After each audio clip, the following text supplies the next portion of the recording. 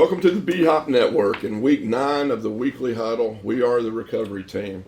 And to my right, Vance Johnson, Denver Broncos. That's right. Chris Jones, Philadelphia Eagles. Right on. McDonald, Oden-Cleveland Browns. And Sean Dykes, New York Jets. And I'm Randy Grimes of the Tampa Bay Buccaneers. This is our opportunity to talk about last week's games, talk about next week's games, and hopefully talk a lot about recovery because we are the recovery team. So, guys, who wants to start? Let's start with me. Why not? Because I know you guys all Since we've already been hearing about it. You guys all voted against my teams, and so I just wanted to rub it in a little bit. Denver Broncos, still undefeated. Even our producer said that Green Bay was going to beat the Broncos. So, yeah, we'll put him on the air here in a little bit and talk to him about that. But I see the Broncos in the Super Bowl. And just like I told you guys, it's just like a golfer. If you golf every day and they tell you can't golf except now once a week, it's going to take time to get in the groove. Peyton Manning used to throw the ball every day. Now it looks like Gary Kubiak decided to just go with him a little bit, throw the ball a little bit more. They're making a lot of big plays. Yeah, I hadn't heard anything from those Peyton What about haters, Rodgers, man? They ate Rodgers up, 77 yards. Those Peyton haters, I ain't heard a word from them. The Peyton haters are coming up right now. But like I said, and I just had to rub in a little bit, the Broncos are on their way to the big time, to the show. Wow. Okay. Yeah, All right. absolutely. Are we still taping? You hope so, right? Yeah. What about the Jets?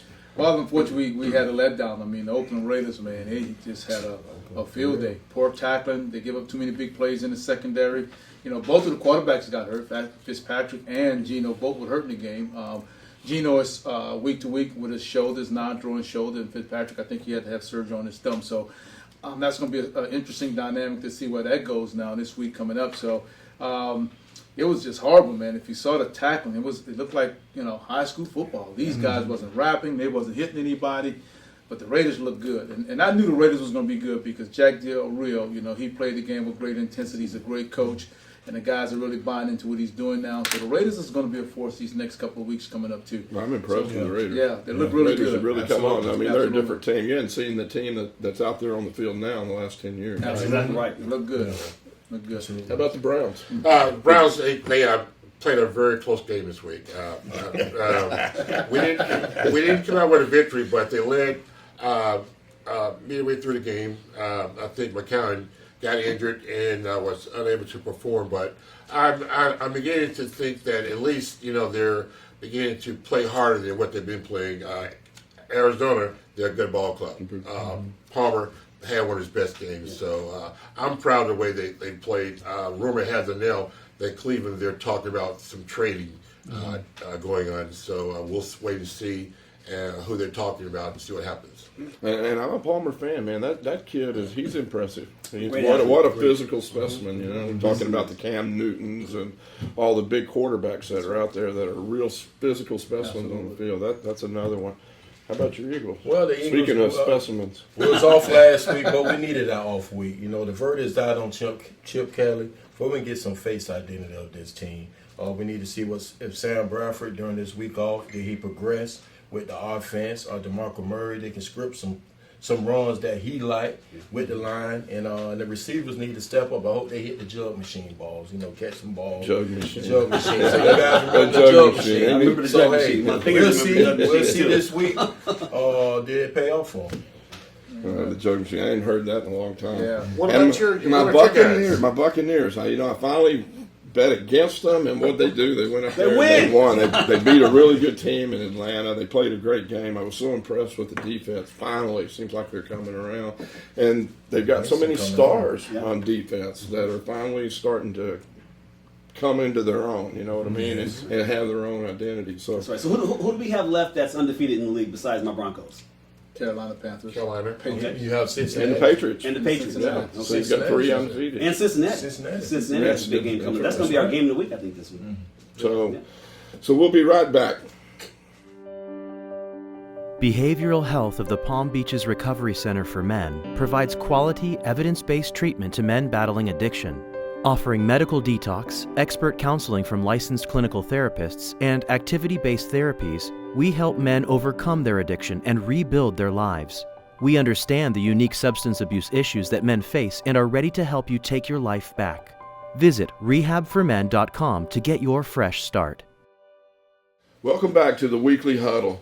And this is a segment where we like to talk about recovery, substance abuse, athletes, what's going on in the world. And, the big topic this week is the Tyler Lockett hit. This kid it was on a kickoff coverage team, came down, he got his clock cleaned, and, concussions are a serious issue, and we're only just now finding out more about it, and about the effects later on in life. I know myself, I've had over 20 documented concussions. Wow. So, of course, I worry all the time about what's going to happen later on in life. Absolutely. And since you've had a chance to document that, Randy, and you know how many you've had, the NFL has actually started to document over the last several years how many concussions are out there. Now, I'm a little skeptic on how they're deciding this, and I think that's up for Do you think it's getting better or worse? Well, it said they say that it's getting better. In 2012, there was 171. 2013, 152.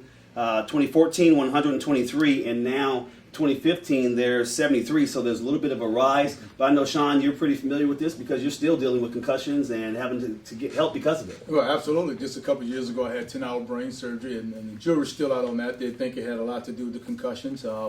And right now, I've been diagnosed with having a processing issue because of concussions.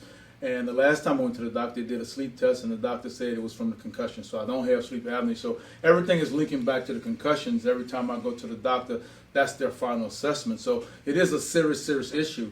Whether the NFL is doing enough, once again, the jury's out on that too, just because you're keeping numbers. But what are we doing to actually prevent these guys from the long-term effect? That needs to be the topic. That needs to be the thing that they need to be looking at. What can we do to stop the effects? Because the stats are, and I don't know the stats, so I don't want to draw the number, but the numbers are really high, what they say, the guys that will have CTE at the end of their careers and later on in life. Let me ask you about this. Back in the 80s, there was a guy, Mark Kelso, who used to play with the Buffalo Bills. And he had a problem with always getting different concussions. And what I did was did a little research, and I saw the helmet with the extra pad on the outside of the helmet. And I wanted to show this to the viewers maybe and see what they thought, if maybe we should go back to that. And there are several reasons why I believe maybe they didn't even talk about it back then. Maybe they thought that this was going to be a problem in the future, and so they kind of just brushed it under. What do you think, Sean? Oh, man. Actually, I'm sorry, Chris. Well, I think, to be honest, I think it's going to be a fashion statement because me personally, I want the award. A fashion statement. I'm serious. The extra helmet, because back then it looked like he was deformed with that helmet. Yeah. So to be honest, you notice that trend never happened. Nobody else did it. Right. So look what it looks like right now. Look what it looks like right now. These guys now, I'm telling you, the love of the game. I'm always go to it. I understand the concussions. A lot of them guys right now who is really getting concussions, they're not telling it. They're not telling it. I'm telling you, it's a pipe together, a teammate saying, hey, if you see me out there woozy, help me get off this field. I don't need to see the doctor in my face. Because they got incentives. They trying to get their money and get that contract. Because these protocols now, they're going to be missing the game, missing time off practice, preparation, and all that. And all y'all know, this is a big business, and they want a piece of the pie. Man, you got to get it while you can. Would you let your son play pro football? Any football? Any football. I would have to really think long and hard because, it's not an equipment issue. It doesn't matter what you put on your head. You're still not stopping that brain from slapping up against the inside of your skull. Exactly right. And, you can't change the rules of the game because then you change the game. And the NFL will never do that. Right. This is they made $9 billion last year because people watch this game the way it is. I worry about the criteria constantly evolving. Is that going to determine that concussions are going down, or up or whatever? I think everybody needs to get a baseline when they begin playing the game, regardless of what level, whether it's high school, junior high. Get a baseline and then get something that you can track through your career. And if you see things escalating, then, you need to get out of it because you know what? I don't want to see any more junior sales or Dave Duracell. Mac, do you think that substance abuse concussions can lead to substance abuse? Well, certainly. I think Randy touched on that earlier about when he was playing, all the concussions that he's had and how it led to substance abuse. Yeah. But certainly I can see where it would be a factor because you're going to want something to ease the pain. Yeah. And as we all know, once you start taking pain medicine is just going to lead to more and more and more, and you're as a result becoming addicted to it. So certainly,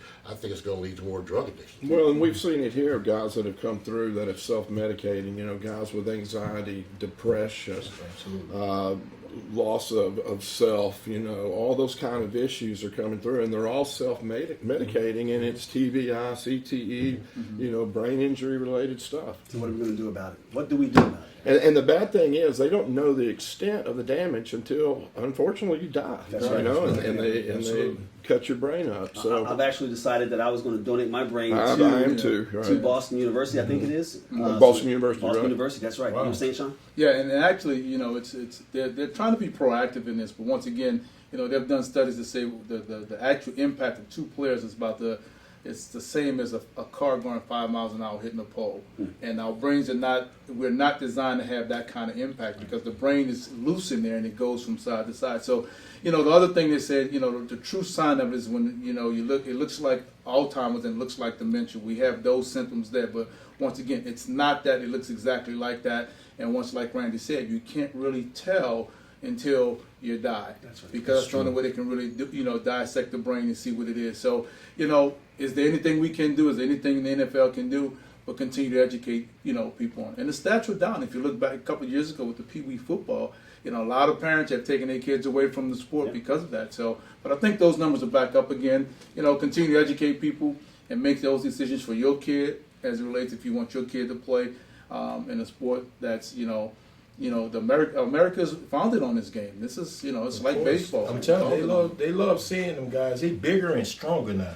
Just imagine they coming now. They look like a train wreck. Boom. Right, Hey, right. that's what sells the game. Yeah. Well, unfortunately, I don't see nothing resolving from that. Yeah. Well, and the one thing that we don't talk about are all the little low impact concussions that they're talking about. Every play, even if it's in walkthrough, you're hitting another guy's helmet with your helmet. Absolutely. What kind of effect are those That's low right. impacts having over a course of a career, especially a 10-year career? That's exactly That's a lot of practices where even. Of course, we didn't have as many non-pad practices. We suited up and practiced every That's right. day Every when day. we went Absolutely. through. So we had a lot of those kind of collisions with the defensive player, just even in walkthrough or That's even right. half-speed stuff. That's right. So Speaking of collisions, you think Cam makes it through the season? Wow. I hope so.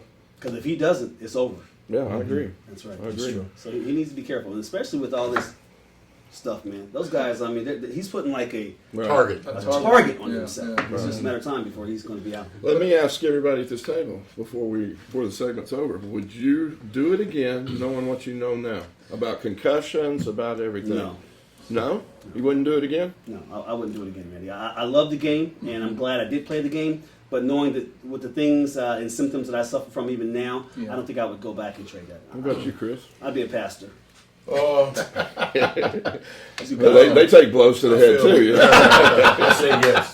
Yeah, you do yes, it I again? say yes. I love the game, the excitement of it, the camaraderie of being around the team, and just being out there, the smell of the grass. And that's why I asked my son, why would you play the game? He said, Dad, I love the game. I just want to be out there and be part of a team. Wow. Sean? I'm 50-50. I love the game. I love what I've taken for the game as a man, and it helped me mature. Not the money aspect of it, but just the other, intangible things, the intangible things that I took. But also, I have that fear of waking up and not remembering my daughters. So I'm 50-50 on that because I really think about that day in and day out when I wake up one morning and will I remember my 8-year-old daughter? Will I remember my 21-year-old daughter? So that frightens me. So, I'm 50-50 on that. But I do love the game. The game has been great, for me as a man. It's given me a jump start in life. But, I don't know. I still have to weigh that out some. Very cool, Mac. I would do it all over again. Call me, I'm ready to play, guys. Call me. and they might. It's Cleveland, You're right. I'm available, guys. And the answer, my answer for that is, I would do it again. I love the game that much. I love the camaraderie. Yeah. I love all the things that go with playing the game of football. And I would do it again. I'll bring you guys Knowing a sip. everything that I know I'll bring now. you guys a sippy cup. I appreciate it. We're going to need it. Lay your hand on me, brother. And we'll be We right might be all back. in your church for you to pray for us. We'll be right back. Thank you. I ended up in a coma because I had drank so much alcohol and I stopped eating that everything in my body started shutting down. I was rushed to the hospital. And the next thing you know, 26 days later, I wake up and wished I was dead. We absolutely destroy the people's lives that we love. And when you get to the rehabilitation facility and you start listening, you start recognizing the damage that you did. And then you have to ask yourself, is it worth to go back out and do that to your loved ones again? Or is it time to do something about it? I'm the happiest I've ever been. I wasn't this happy when I was making millions of dollars. I wasn't this happy when I was so successful and everybody wanted signed autographs. I literally now, in this short time of being sober, have more than I've ever had during my career, or even before that, or even after that. My goal now is to stay sober for the rest of my life. Welcome back to the Weekly Huddle, and let's talk about this week's games. Let's talk about those Jets. We've had two letdowns in the last couple of weeks. I don't know what's going on with the teams, but I tell you what, I think we have to regroup really, quick here. It was a disaster with the Oakland Raiders, but I'm gonna pick my Jets again. The Jaguars are not that good of a team, but they're coming in their own, so it's gonna be a good game. I don't think it's gonna be a game where we can coast. We're gonna have to really go out and redeem ourselves from the last 2 weeks, but I am gonna stick with the Jets. Wow. And Matt, what about your Browns? Well, the Browns are playing the Bengals Thursday night. And even though Interstate rivalry.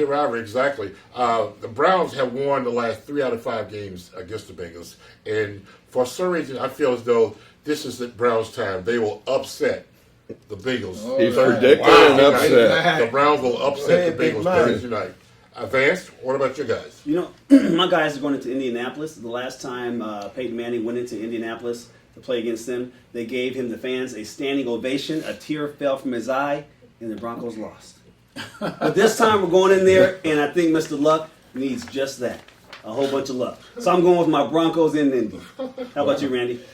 Well, my Buccaneers, and you know what? The Giants at the Buccaneers. Giants have not been playing great. Buccaneers are, I think, up and coming. The reason I'm going to pick my Bucs this week is because I'm going to be at the game, which is going to be good luck. It's going to be good luck for the Bucs. All right. Right. So I'm picking my Bucs, and I'm picking them by 2 touchdowns at home. Whoa. You're going on the limb, buddy. And then our game of the week is the mighty Philadelphia at the Cowboys. That's right. I feel like we will soar in Dallas. Okay. The Eagles. We had a good week of preparation, I guess, for being off week. And then, DeMarco Murray coming back in town, and we need to run that football. I think that Chip Kelly will feed him, really feature him so he can show him, hey, Eagles will win big in Cowboys. Wow. I'm going Dallas at home. I am too. I'm going Dallas. I'm going Philadelphia all the way. I'm going Philadelphia also. All right. You heard it here. And as always, if you or anybody you know is sick and suffering from this disease of addiction, contact us. There's hope. We can help. We all have Facebook pages. You can contact us at BHPalmBeach.com or reach out to any one of us on our Facebook page or Athletes in Recovery. Vance, you have a page? What is your page? At Vance, and you can reach me on Twitter. If you want to reach me on my page, it's Vance Johnson Athlete. I'm always up. I'm always talking to all of you guys because you're always watching the shows anyway, so reach out to me, please. And thank you very much. We'll see you next week. So long, guys.